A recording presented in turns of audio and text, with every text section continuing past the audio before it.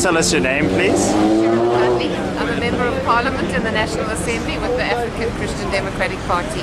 Okay, so are you actively campaigning here today for your party? Well, not today, but we have been actively campaigning as the ACDP for the last 10 days. Okay. And that's been going awesomely well. And today is really a matter of helping because it's an exciting day for South Africans who are coming out as South Africans rather than separated in parties. And people are going through, they've come with a good spirit. The IEC and Home Affairs have put a lot of effort into seeing that this goes as effortlessly and as smoothly as possible, and huge amounts of people have already come through, and the queues are moving pretty well, and so it's a good day, and there's a very good vibe here.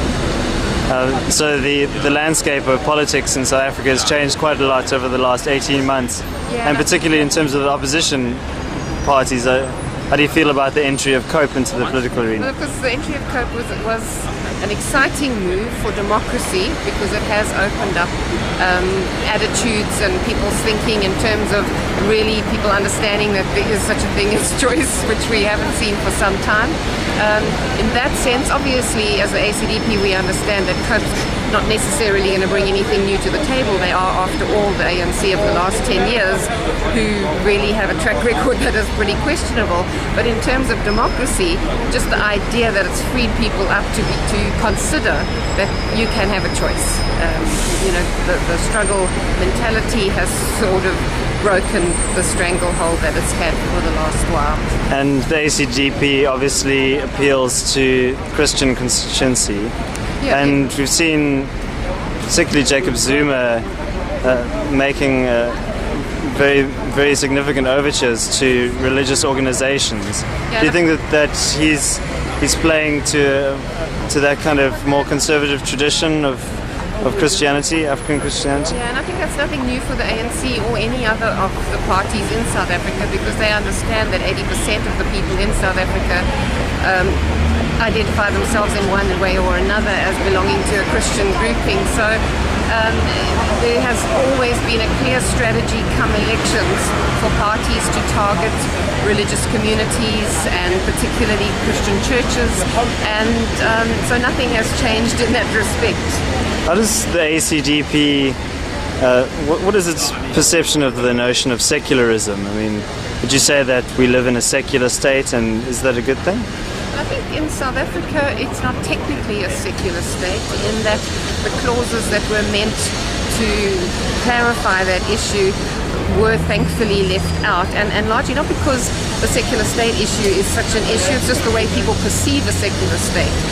Obviously for us it would be very important that the institution of the church and the state are separate, in that they have different roles and different functions, and that and the main issue there would be a protection of the freedom of churches and people being able to worship how they want to without the state imposing its regulations and rules. Of course, what's happened over many years is that the word secular state has actually come to denote a complete rejection of any kind of religion and any influence of religion on politics, which is absolutely crazy. So that taken to the extreme would be problematic. But in terms of the guiding principles of the society, we don't draw on religious doctrine. Well, actually, legal. because secular humanism is a religion of itself, and it's very passionately promoted and protected, and so there's always views affecting people's politics, whether it's secular humanism affecting, whether it's biblical values. So whatever a person's worldview is would obviously impact on their politics and their political view. And you're a member of Parliament. That's right. How have you felt that the institution of Parliament as a check on executive power, do you think that it's functioning in the most adequate way? Well, we've seen, obviously, up until about a year and a half ago, we have my experience since 1999 has clearly been the issue of the Thuli House pretty much dictating, and therefore the MPs not daring to question the executive. So the oversight in that sense was absolutely inadequate.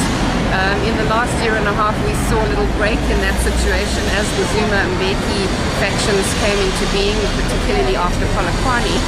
Then we saw for the first time ever the majority party MPs actually picking up their role in terms of oversight over the executive. Sadly, of course, it wasn't in very good faith because, in fact, that executive and its president had become the enemy.